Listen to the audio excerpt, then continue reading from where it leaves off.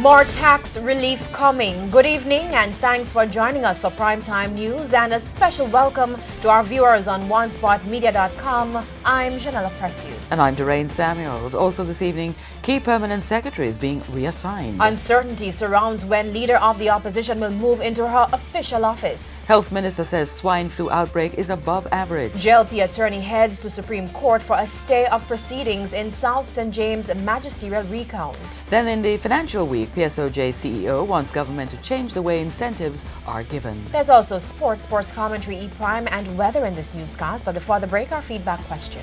What areas do you believe the new government should give priority treatment in the first year? Share comments online, facebook.com/Television Jamaica, and send us your tweets to @TelevisionJam.